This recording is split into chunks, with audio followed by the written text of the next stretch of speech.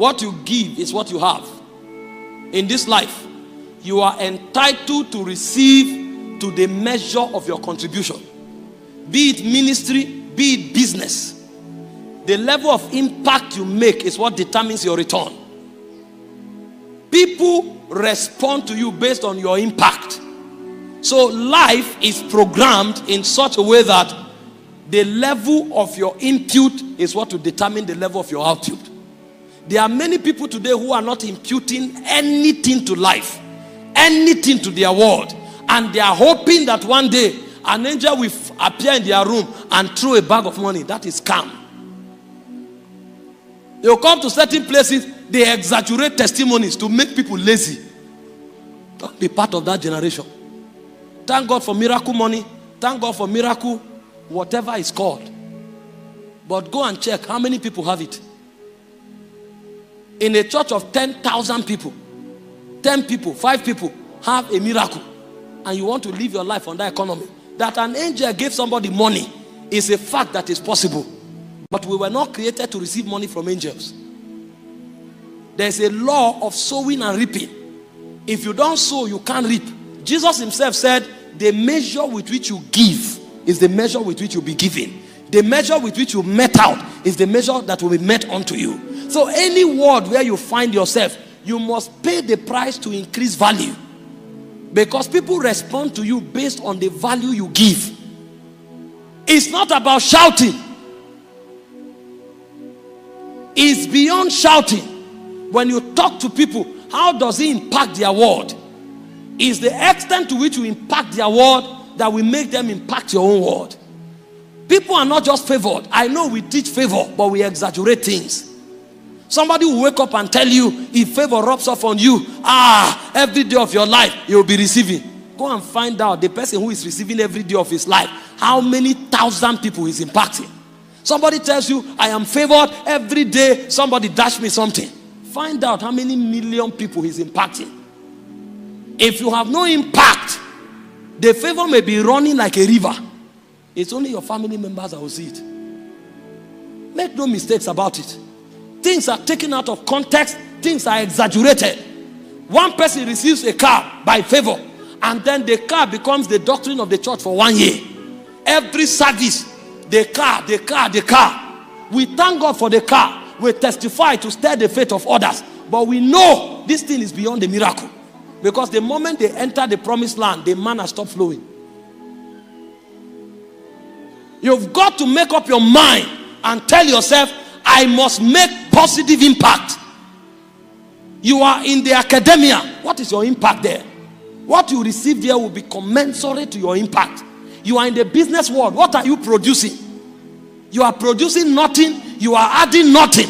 You are loafing around. And you are hoping that because you speak in tongues, God will just lift you up. If he's lifting everybody up like that, who will be the farmer? Who will be the trader? Who will do the hard work? There's a place of favor. There's a place of the blessing. But there are underlying laws that makes for these things to happen. You reap what you sow. You receive to the degree of your impact. That's the significance of that law. If you have no impact, your life will be an average life. Take that from me. You may not accept it. When you are 80 years old, you will tell yourself the truth.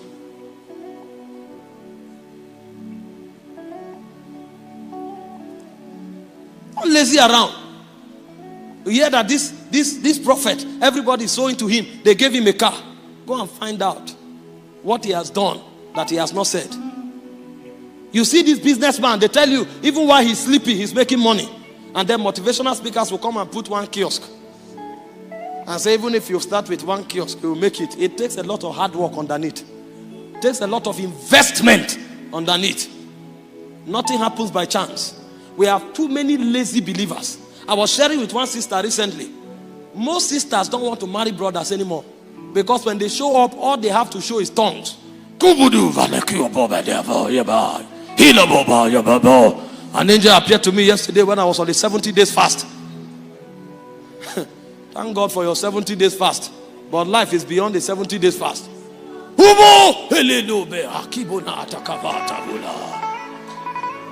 The The Lord told me you are my wife. What are you doing? And then you find a sister who is doing well in business, suddenly marries a fasting machine. And when the lady marries him, that fasting that he's talking about bogusly, he will not talk again. Every day he comes to his wife's shop and say, you know, the work of the Lord, the king's business requires haste. I'm the husband in this union. This is what God said. Do this. You are a scam. You are a thief. Why do you think many young ladies are not married? Because all our brothers only have tongues. When you finish speaking that your tongue, what impact do you have? You marry these ladies and you swindle them of all their monies. A lady that was doing well, you meet her after 2 years of marriage, she becomes a shadow of herself. Because the husband have run down the whole shop. And the same apply to some sisters. They wake up with makeup, their skin is glowing like electric bulb, and that's all they have. Brain empty, no commitment to anything. Some can't even cook. They lie down from morning till night. They're on WhatsApp and Facebook, snapping for Instagram. If I was to be a politician, by now, maybe I would have been working with the president. The kind of initiative I would have put together. This period that the world is going through turbulence, I would have had NGOs. By now, I would have coordinated youth across the country. If I talk, it's gospel that have shut me down. I sat down, I listened to Obama for 2 years. Every speech he has on YouTube. I listened to Winston Churchill. I listened to Flo Lumumba. World-renowned orators and influencers. If I was in business, I would have gone to serve Cosmos Maduka for free. Because I must contact something. I'm not here to receive bread. I want to make bread. I'm not here to receive fish. I want to catch. Because you are relevant to the degree of your impact. Don't lazy around and you speaking in tongues to cover up. What do you know? What can you offer to your generation? The law of sowing and reaping will insist that you go nowhere. Because when something wants to happen to you, that law will check and balance. Because if it doesn't happen, you will be robbing your generation. Who told you you just speak in tongues and they will give you seed of 1 million? Who told you that? You were deceived. Anything you want to receive consistently that you don't have input on ground that is commensurate to, the law will rise up against you and say, if you give this guy this thing consistently, you will create an imbalance in nature. It will not happen. And so a man who wants to walk consistently in a dimension must consistently begin to sow. That's why he said, give a portion to 7, give a portion to 8. You know not the evil that will come upon the earth. In the morning sow thy seed, in the evening withhold not thy hand. Sowing is a law because it controls what you reap. In Genesis chapter 8 verse 20 to 22, when the new world was created, God was speaking to Noah. He says, seed time and harvest, sowing and reaping, cold and heat, summer and winter shall not cease. These are laws. When you see things happening to people, don't just say God is kind towards that person, so God is harsh to you and you are still alive. God is kind to everyone that calls upon his name. People are functioning at the level of their impact. And if you want to go higher, you've got to begin to sow and make input to your world. These things are not taught believers. We come, we pick one testimony, we exaggerate it, and we enslave 100,000 people.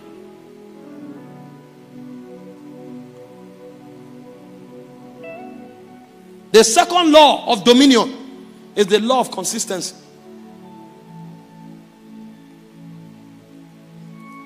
In Luke chapter 18 from verse 1 to 5, when Jesus was teaching on prayer, he said men ought always to pray and not to faint.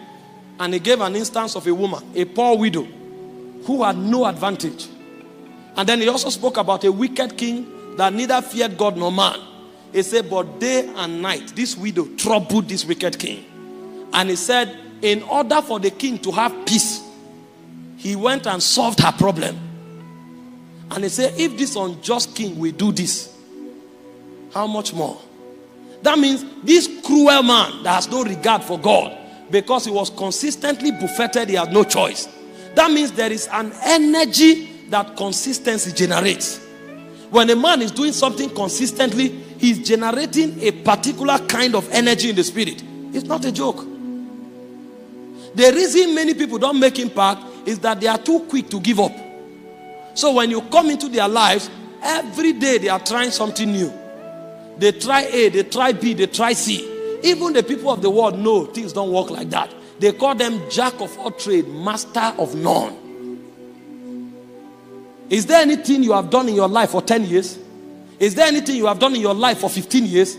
There is no way that thing will not produce result. Because when you become consistent, you knock on a gate in the spirit.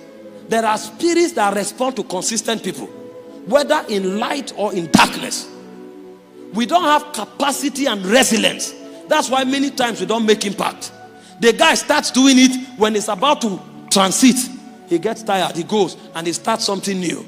They are always being innovative, but they are never completing anything they start. That's why they never make true impact. Every man making impact in this world today is a consistent person. And you want to find the character of a great man, don't look at his demeanor. Find out his stamina and tenacity on the things he lays his hand to do.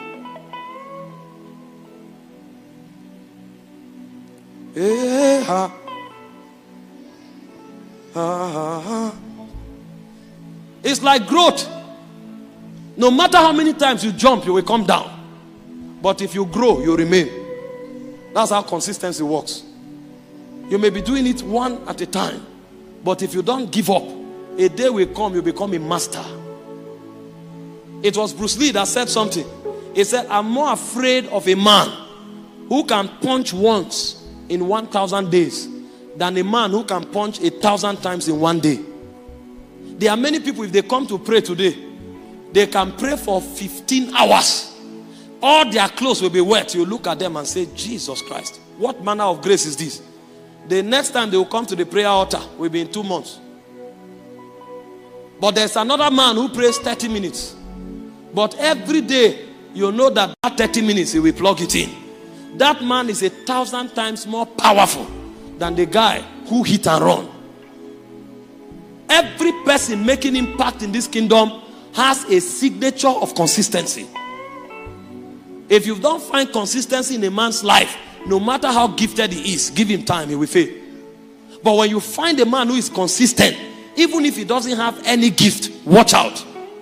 After many years, you will be shocked what the guy will do. Consistency is a weapon of success and a weapon of preservation. It's good to start new things, but make sure you finish every other old one you were doing. Don't keep starting things and never finishing anyone. You've got to be consistent on things. There are certain people that even in their relationship, every 3 months they start a new relationship. The moment that somebody shout, relationship has ended. You see them, they have a heartbreak. After 1 week of heartbreak, they have started another relationship. They've not even healed from the last one. After 3 months, you see them with a new guy. They say, that last guy, don't mind that idiot. Don't mind him. He's a very unreasonable person. I tried everything to make it work. For how long? 3 months. And the same character manifests in their business. Joseph was interpreting dreams all his life. He interpreted a dream. It provoked jealousy. He kept interpreting. He interpreted another dream. He was in the prison. He kept interpreting. A day came when he interpreted one dream that made him the Lord of Egypt. He would have stopped interpreting dream and said, the last time I interpreted, it gave me problem. He was consistent. When a man is consistent, there is no height he will not scale. We have too many inconsistent people. Some is even visions that kill them. You see this man in January, he has a vision. He tells you, God told me to go to Congo. I'm wasting time here. I'm wasting time here. I'm wasting time. You now encourage him. Okay, if that's what God is saying, why not we take 2 months and pray about it? Say, no, I saw this vision. I was carried to a mountain. Meet that man after 4 months. The man that God told to go to Congo will now tell you, God said we should go and bring down the mantle of Islam in Maiduguri. In 4 years, he has 4 contrasting visions. One is going north, one is going south. So the only way he can fulfill destiny is when you tear him into 4. So the only way he will fulfill destiny is when he dies. He will fulfill it from heaven. Inconsistency have destroyed great visions. Did you not read about great men? What do you know about Bill Gates since you were born? His name is synonymous to Microsoft. They stay on one thing. And as they stay on it, there's no way they will not be celebrated. What do you know about Mother Teresa? She was in a remote village in India. No media there.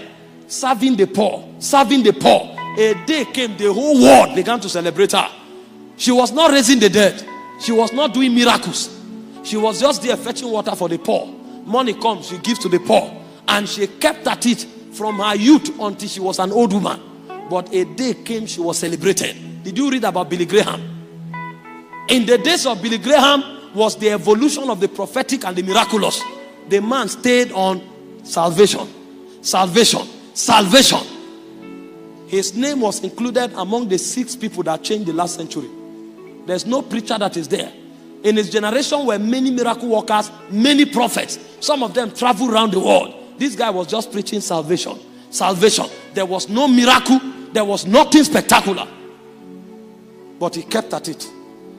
And by doing that simple thing, how many... This man is a man of deep revelation. If he starts talking now, you'll be shocked.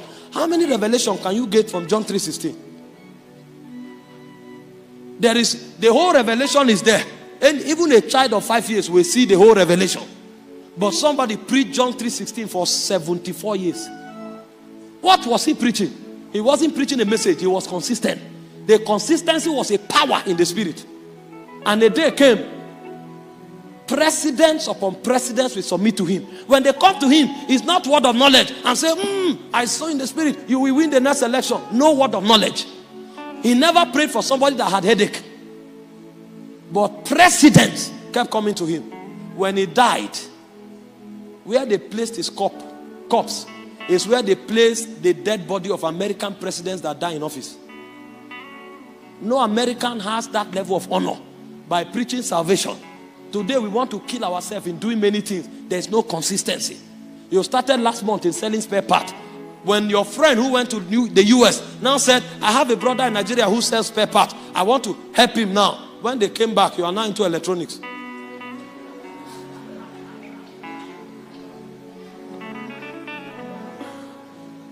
They now say, okay, maybe God is leading him. As they say, okay, let's see what we can do around electronics. Before they finish the research and came back, you are now into tourism. You are taking tourists. You are a tourist guide. That's why they never make impact.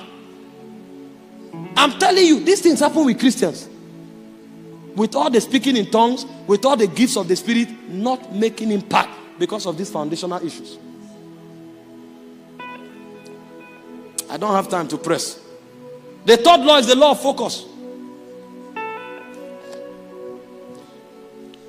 Matthew 6:24. You cannot serve 2 masters. You can't look up and down at the same time. There are many people who are distracted by attempting to do too many things at the same time. As I'm preaching now, that brother on that camera, I can assure you, he's not hearing 20% of what I'm sharing. His only priority now is to make sure if I go to the left, the camera goes to the left. If I go to the right, the camera goes to the right. That's his job. If he wants to be blessed by this message, he will hear it again. Because if he takes his focus from there and say, my God, this Rema, I will be there. This stage will be empty on the internet. The guy who is doing the live stream now, his focus is to regulate sound. When I start shouting, he will reduce the volume. And when my voice goes down, he will increase the volume. If not, if he now say, my Jesus, he will now stand up and stand like this. God, what is happening here? The people online will be shouting, no volume, no volume, no volume. This is 1 minute distraction will result in chaos on the internet. That's what's happening to most of us because there's no focus. Too many areas of our lives are suffering. We are too gifted. Our gift becomes our undoing.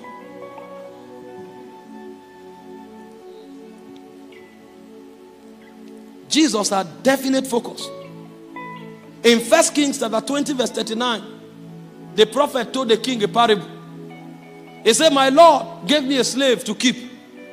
He said, but as I was busy here and there, I lost him. That's how many people lose destiny. They are busy here and there. There's no focus. When you lose focus, you lose value. When you lose value, you lose impact. He said, let your eyes be single. Then your body will be full of light. That means the light you require for your destiny is not a product of owning something on you. It's a product of focus. The moment you start focusing, light begins to grow in your spirit. As a science student, there was something we learned in our days of science in secondary school, SS2, when we started doing optics. There are lenses they call converging lens. They are shaped in a certain way. If you hold a converging lens and set it at the right angle, the converging lens will converge the light of the sun and it will set a black object on fire. The thing will start burning. That means the capacity to set your world on fire is in you. The capacity to blow your world open is in you. The capacity to make the greatest impact in your world is already in you. But the ability to bring that energy into your world will be a product of focus. The more you focus, the more you generate energy. Too many people are distracted. That's why they can't make impact. In John chapter 6 verse 14 and 15, when they saw Jesus working wonders, they said, truly, this is the prophet that should come. Now see the benevolence of the people towards Jesus. They wanted to catch him and make him a king. And Jesus ran away. I didn't come into the world to be a king. I came into the world for a definite purpose. And in John 18:37, Jesus will reply Pilate, for this reason was I born. For this cause came I into the world, that I should bear witness to the truth. He was so focused that he refused to be distracted by kingship. There are some of us here that God told us, go to a bar and learn how to buy materials and sell. Your friend now came and said, there's a window to the Bahama Island. You say, I've never gone abroad. Oh. This is my only opportunity. It's an opportunity if it is part of your destiny. If it is not part of your destiny, even if it's coronation, it's a distraction. Jesus knew it. That was why even when they wanted to make him a king, is it bad to be a king? No. But it's not part of his curriculum. What is a slipper seller going to do in Bahama Island? Are you going to swim in a blue beach? Is that part of slippers decoration? Many people, what they call open doors, are distraction away from their destiny. When you don't have focus, you will definitely fail. It may not be now, but just give it time, you will fail. Did you not read about the apostles? In Acts chapter 6 from verse 4, it's not meet for us to give ourselves to tables. It said we'll give ourselves to prayer and to the ministry of the word. We know it's a legitimate thing to do to take care of widows, but that's not part of our curriculum. That it is necessary, that is important, does not mean it's your responsibility. It's not every important thing that is part of your responsibility. You must discern your calling, discern what God has called you to do, and stay there. You cannot be called into politics and then you come to church, you say you must be part of the intercessors. And these intercessors, they pray for 7 hours every day. How do you combine that? You say, no, we must change this world. We must change. You change the world from your throne. There are those God has called to change the world from the altar. Your zeal will kill you. Is praying good? Yes. But what you are called to do does not have enough allowance for you to be an intercessor or the head of the intercessors. So even positive things destroy people because they don't know these things. So they don't know what to focus on. How can a banker come and say she wants to be the church administrator and say, no, God, Jesus first, seek first the kingdom? Seek first the kingdom is not an activity in church. It's a heart posture. People have no focus. That's why there's no impact. There are certain ministries where they literally shut everybody down. On Monday, prayer is from 9 to 2. On Tuesday, prayer is from 9 to 2. On Wednesday, prayer is from 9 to 2. And they say, no, the world is in darkness. We need to fight in the spirit. That's why such ministries, only secondary school students can manage. Is prayer important? Yes. But we need to give allowance. Because people must focus on what they are called to do in order to be relevant. The law of focus. What focus will do for you is that focus will bring you into mastery. And only masters can rule their world. What you don't focus on, you can never master. That's why those who do too many things never succeed at anything. Focus. Focus. Focus. Find out what God has told you to do. Stay there. Don't bother about the speed somebody else is enjoying. Stay there. And see what God makes out of your life. You will be shocked if you can stay. In the days of T.L. Osborne, there were 3 friends. Kenneth Hagin, T.L. Osborne, and Oral Roberts. T.L. Osborne was doing tent meetings. And healings were happening by the number. People traveled from nations to come for those tent meetings. Oral Roberts. Meanwhile, T.L. Osborne was traveling to every nation of the world. If T.L. Osborne lands, presidents receive him. His meetings were only in stadium. Stadiums were packed because T.L. Osborne was coming. Kenneth Hagin was in a tent, teaching and writing books. But these men were wise. Everybody stayed on their lane.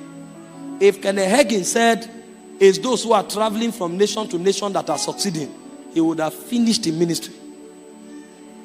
20 years later, every known pastor have read at least one book of Kenneth Hagin. I can assure you that few men of our generation have heard one message of T.L. Osborne. But I can also tell you how that almost every pastor in this generation have been discipled by Kenneth Hagin. Because why God called T.L. Osborne to travel around, God was sending Kenneth Hagin into the future. He discerned it and he stayed there. Many people have been distracted from their calling because they have no focus. They are under pressure. God tells you to sell slippers. Your brother is selling tire and is making money. If you are sure this is what God says to do, master it. Master it. And from there you can upgrade to many other things. But you can never gain mastery until you have focus. And this is not against diversification. But any diversification that takes you away from the central calling is a distraction. You diversify by improving and increasing on the central core. You don't diversify by leaving the central core to start new things. Focus.